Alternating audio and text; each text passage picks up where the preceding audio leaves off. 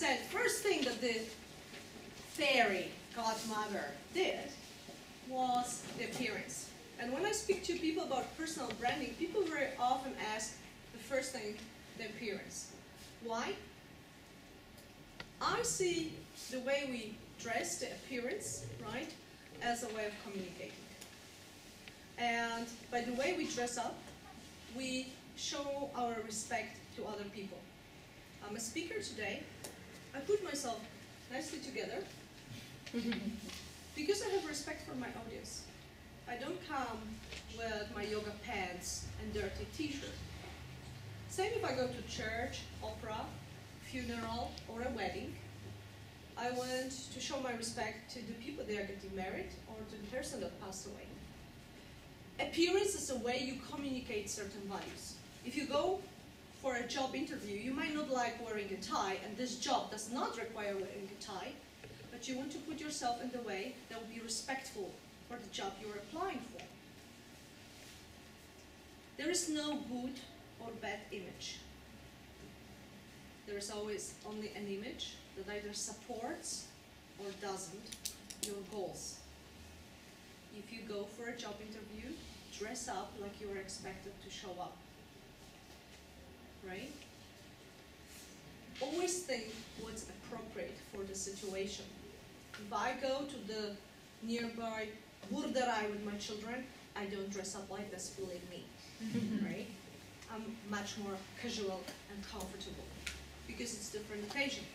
Same if I just pop out to Albertheim, you might see me in my ripped jeans and sneakers.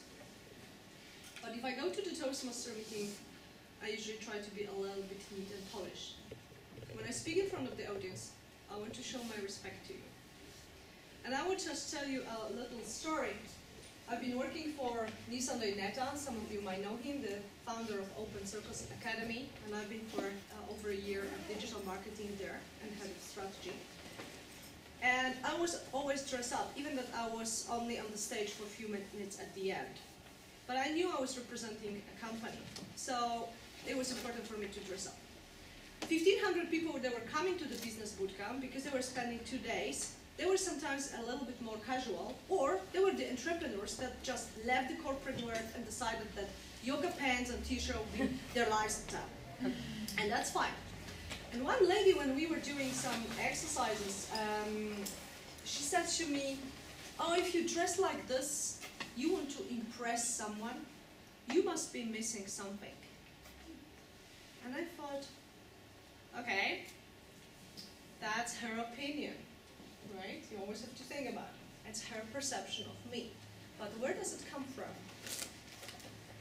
And then I told her why I was dressed up. And I use it very often to explain to people why you have to dress appropriately. I'm not saying suit, I'm saying appropriately to the situation. For one reason. Patrick, I assume you are Dutchman. Yes, sir. You speak Dutch. I'm Polish. Despite my English surname. And I would speak Polish to you, and Patrick would be talking Dutch to me. How much of the conversation can we have? So we would get something, right? With a lot of body language, we would figure out what we're trying to communicate. But we would not be able to communicate in depth, because we would not have a platform to communicate. But you would speak English, and I speak English. How much easier it would be for us to communicate? Much easier, right? Think about it. The way you dress is the way you communicate with people. If someone is expecting a lawyer, or you go to a lawyer, you expect that person to look in a certain way. So you have the trust and confidence of that person.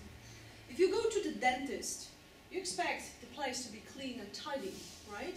And the dentist to have a good teeth row, right? Yeah. Right? Think about it. It's the way we communicate things. An image is a certain reflection of that. It's a way we communicate something. That's why we have sport clothes, because they have different function and purpose. That's why we have ball gowns.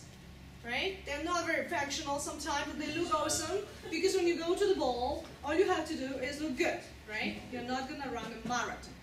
Everything has a purpose, and you have to choose what's appropriate and right in that particular moment. That's why I always say, you can be authentic and be yourself, but if you go on the date, make an effort so the other person sees that you are at least trying, right? Say when you go for a job, you might not like the type, but if this gets you the job, perhaps you want to compromise yourself, because as I said, it doesn't compromise who you are. I'm not compromised on my values, on my beliefs, on who I am because I have a high heels or because I have sneakers. It's just the functionality that I'm using for the occasion. Think about it. It's not about not being authentic when you dress up or put the makeup. It's just the different way you communicate. In that moment, this is the way you want to do it. And it's your choice.